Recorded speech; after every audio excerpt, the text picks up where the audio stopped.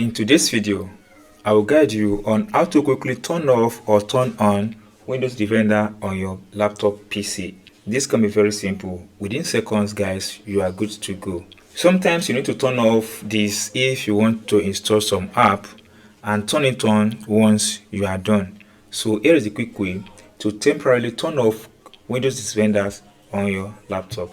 Come to this arrow, click on it, then you see this button here, click on it.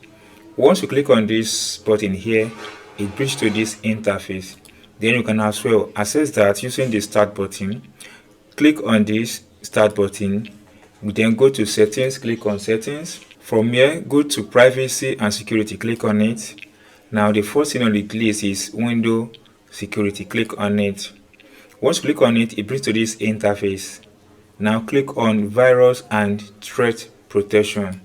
Once you click on that button, then wait a few seconds, it comes out like this. Then scroll down until you get to this one that says virus and threat protection settings. Then click on this manage button. Once you click on it, then you have this option, real-time protection, then cloud deliver protection.